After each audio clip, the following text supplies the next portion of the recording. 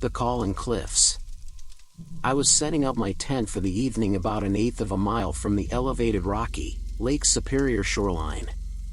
It was on this elevated shoreline I had planned to observe the passing of the Perseid meteor shower.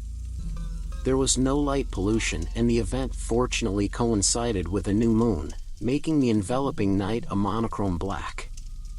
My friend Vanna and I had planned to set up shortly after dusk.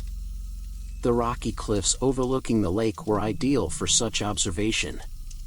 After returning to our campsite following a trip to the bathroom, I saw Vanna had already gathered her gear and headed for the open cliffside shoreline.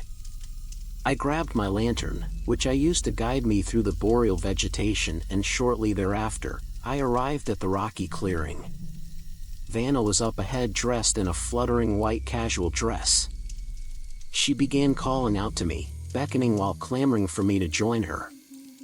"The view here in this spot is perfect, come on," she called. I immediately turned off my lantern so as not to ruin her dark adapted night vision as I began carefully making my way to her. The night made the rocky ground invisible. I had the feeling of traversing on air in the pitch darkness of a cave.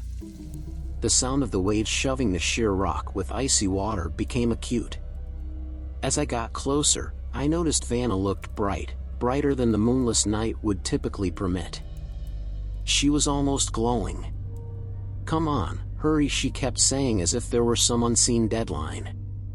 Only a few paces away from her now, a large meteor suddenly skid against the twinkling black backdrop of the sky, leaving an ephemeral, fading dust tail in its wake. In surprise and awe, I dropped my lantern beside me.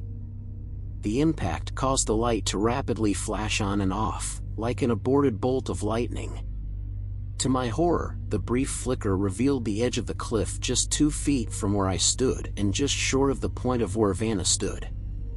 I looked up at her to see a smiling figure of a woman whose expression was that of a child who'd been caught before the joke was complete. The thing was levitating in a watery spectral mist before laughing hideously. I heard my name called out from behind. It was Vanna emerging from the treeline onto the rocky cliffside to join me. My lantern revealed the luring specter dissipating into the next misty wave impact with the cliff, smiling as it faded.